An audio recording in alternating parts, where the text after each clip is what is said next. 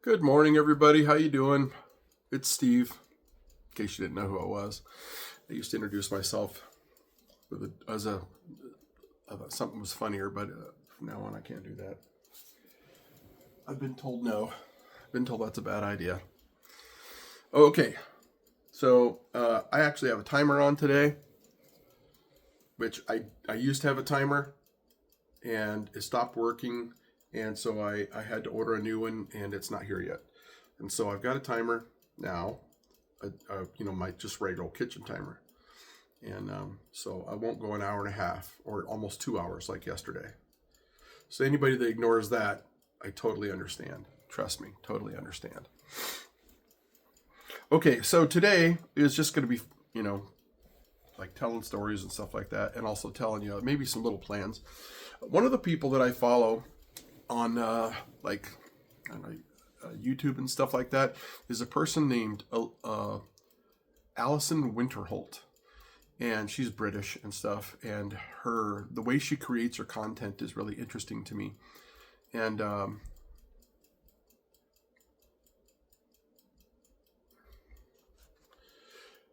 also I've looked up on AI, simple AI like Google and Chat GPT, what it recommends for creating content and balance and stuff like that.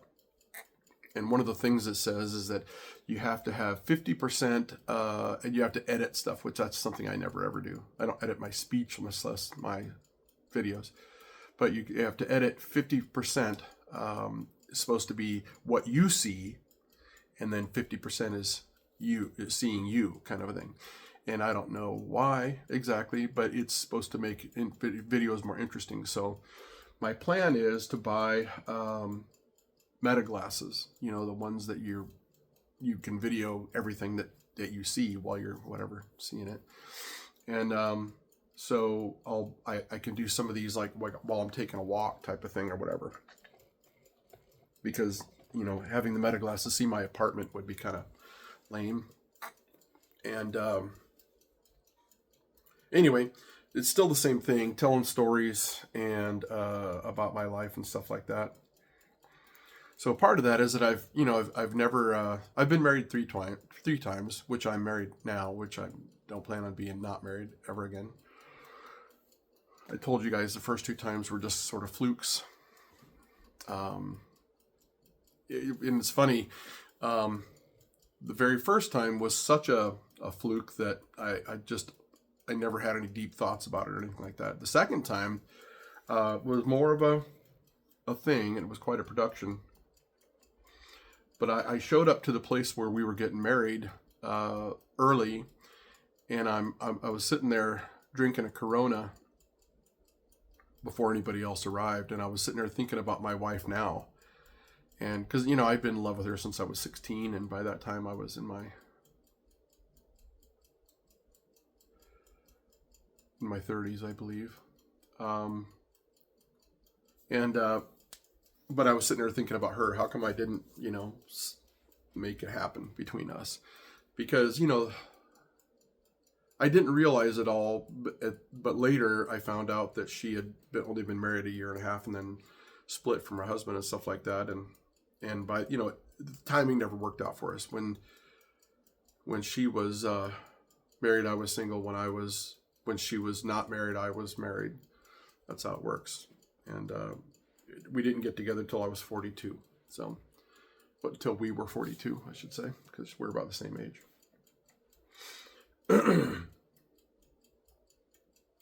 So I'm not going anywhere that way, but first time, number one is that's me switching subjects. So yeah, I'm gonna improve my content stuff, and this is not a full-time thing for me at all. I mean, it seems like it is because I'm a layabout. You won't ever see me doing videos. Well, I shouldn't say you won't ever, but you haven't been seeing me do videos of me working, other than I told you that I was writing SOPs and stuff like that, and I wrote a ton of shit yesterday. And it's been kind of about for a week or so that I've been contributing to it. But I'm not going to play with that today. I did that all day yesterday, and it got real boring, except for when I went to the pharmacy. That was a break. And if you're ever wondering why I'm hyper, when I seem hyper, it's not just ADHD. My snack of choice is coffee beans. So I just eat coffee beans like some people eat chips, you know. You just have to brush your teeth a lot more than normal if that's your snack of choice. But it delivers. It's a snack with a purpose.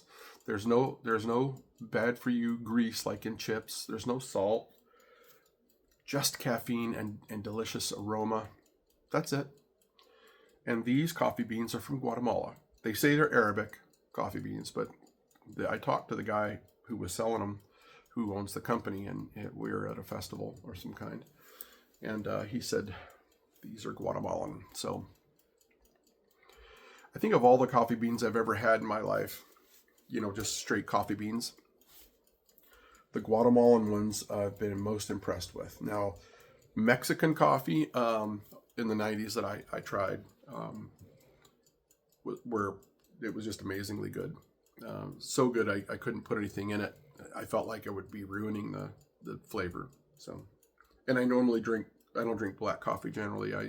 I normally doctor it up. So, but anyway, so I'm working on the work stuff, and eventually that's going to happen. Until then, and I'll include you on a little bit of that for fun. Why, I don't know. Why I wouldn't, I don't know. But otherwise, most of my content is just going to be, my everyday life and stuff like that. And that's just because I get bored,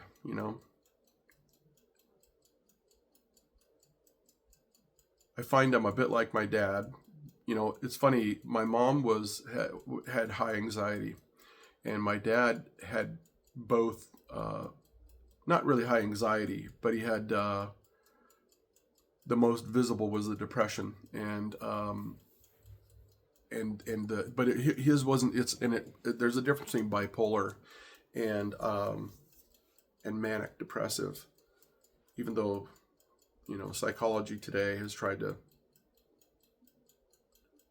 unmake one and turn it into the other. Manic depressive is most distinct in that it's got its really, really highs, which are, you would never think that person could be depressed unless you're around them a lot and see it.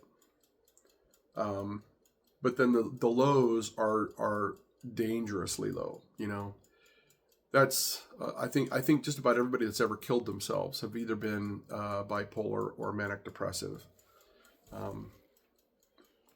We can sort out our bad things in our lives,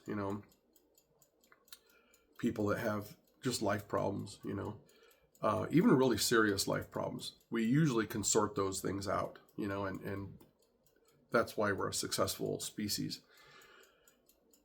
But when people have manic depression or they're bipolar, and I know there's a bunch of people that are saying, listen, that's the same thing. They're one and the same. They're not. I'm here to tell them they're not. You have such an incredible high in the beginning of that the low is just so incredibly low, and they fix it with a medication which is brilliant in that it stimulates your mind, but it only stimulates the front part of your brain, and all that basically does is it dilates your blood vessels, the little bitty capillaries in the front part of your brain, and gets more blood flow.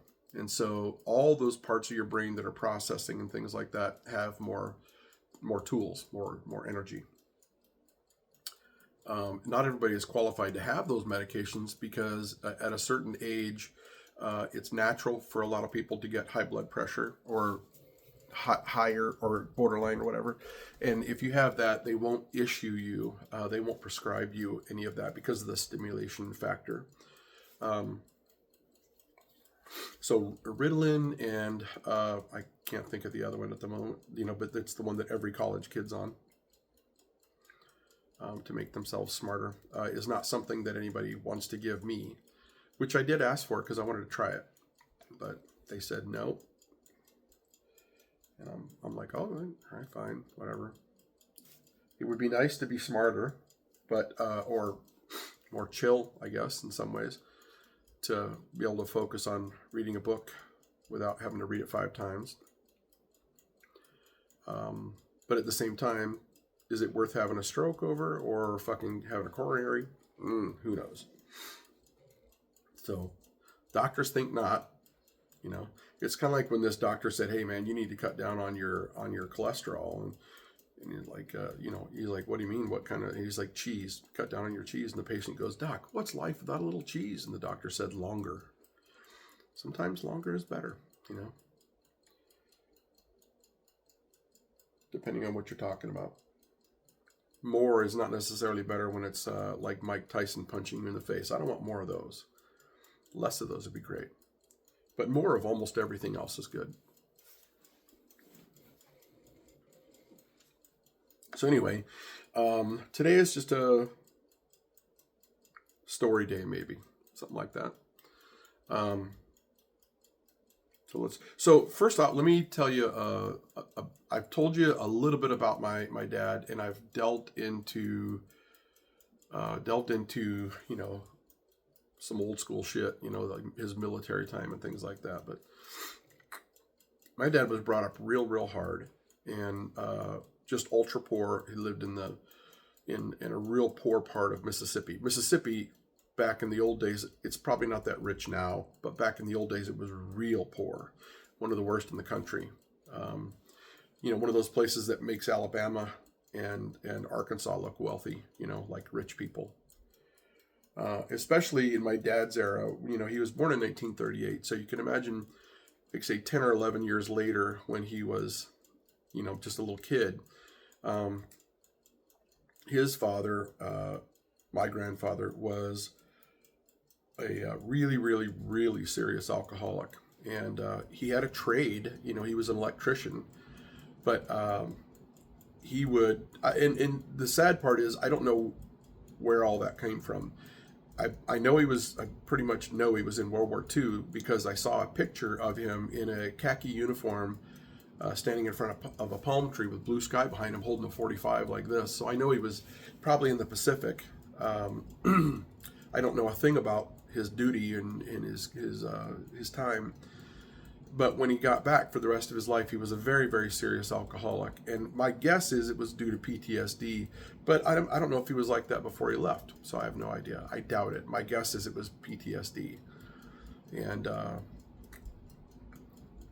he's self-medicating. Well, he would leave his family. Like construction people now leave, for a long time. It's like truckers almost. They go where the work is, kind of a thing.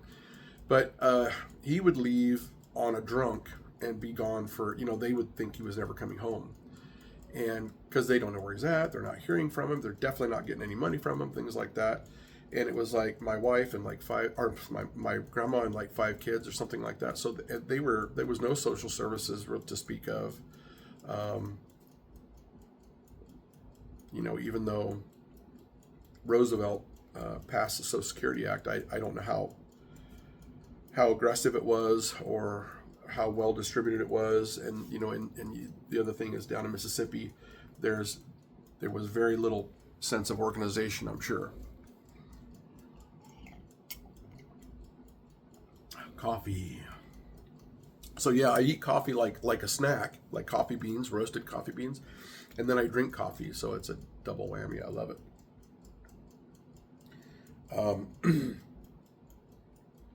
And it's also because I have really serious sleep apnea.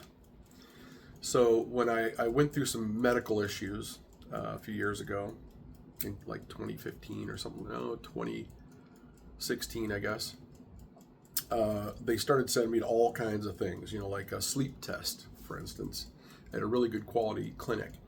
And where they put wires all over you. I don't know how you're supposed to sleep while you got that, but they put wires all over you. They have you show up at nighttime and stuff when you could possibly sleep. And then they basically monitor you from another room while you're supposedly trying to sleep. And you're not allowed to take anything for it or anything like that to make you sleep. So they want to see you al naturel. And after that study, I got the paperwork in it, and they said in it that I never sleep. Actually, that I go to sleep, but that every, what is it, 80 times a can't remember what it was. It was a ridiculous amount of times. Um, 40 times a minute maybe I wake up, and because you want to breathe. It's all about breathing. So your palate in the back of your throat, like where the little dingly thingy is, as you get older, just like wrinkly skin, these lines right here I never used to have when I was younger. Well, now I got them like crazy, right? Well, the same thing happens inside your body. And so your palate, when you go to sleep, your jaw relaxes and falls back, and the muscles and the flap around the inside of your nose up inside your mouth relaxes. And while that's happening, that's happened your whole life, but while that's happening, the flesh inside your mouth, the back of your throat and all that becomes more fleshy. You get, like saggy. And it basically, with those other things happening, it closes off your airway completely. And that's why people snore. That snoring is just that skin flapping with the air coming in and out, and stuff. And you're not controlling it all with muscle because you're sleeping. And your body in survival mode, just like breathing is a survival mode. You can breathe when you're asleep. You can breathe when you're unconscious. Your body will snore, and it won't wake you up because it's that tired. Well, sleep apnea is when the air gets cut off completely, for a certain amount of seconds or whatever, and then your body has to wake you up to make your muscles tense and stuff to open that airway or to change your position. And that's called sleep apnea.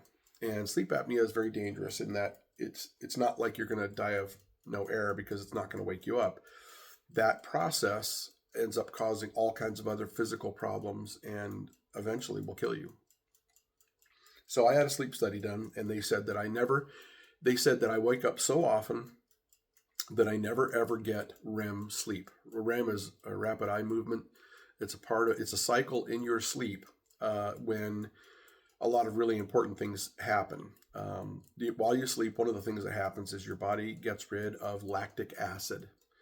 And lactic acid builds up all day long. And if you never slept, you would die, partly because of the amount of lactic acid in your body. While you're asleep, your brain changes its size as it's getting rid of lactic acid. And so a whole bunch of really important things happen while you sleep. And apparently I never get the most important cycle while you're sleeping. Well, that's what the first place said. I'm like thinking that, and I kind of thought that's sort of impossible. I would think, how could you never ever get REM sleep? Wouldn't that kill you? And then not long after that happened, we had to move. First off, we moved away from Iowa, where Karen's family all is. She has a very extended family, and few of them live far away. They stay right there, and so Karen's family could all go visit each other, and during holidays they all saw each other, in baseball games, all kinds of that stuff.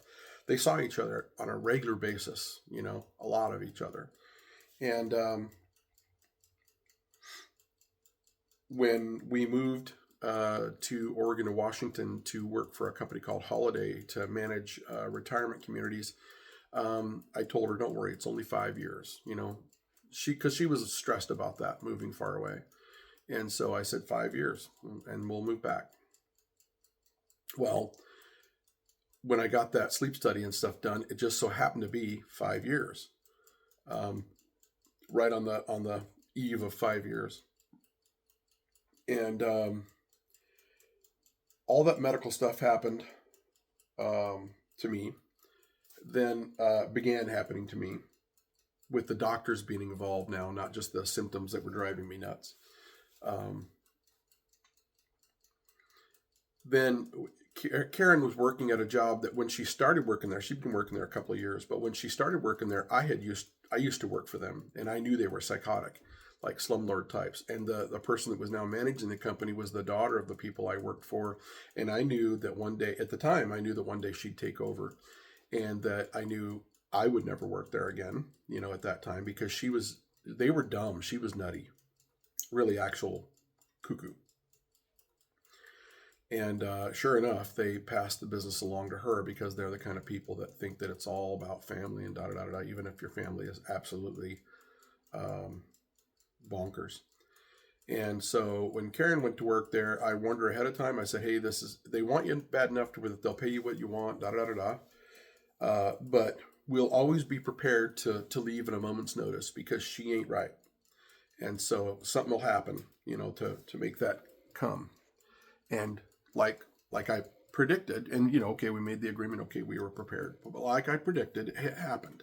It just so happened all at the same time. All at this one particular moment. Um, Karen all of a sudden got fired. Um, because the owner of that company was just losing her shit about something. Had nothing to do with Karen. Karen, in fact, wouldn't participate in the nuttiness. God dang, you fucking cat.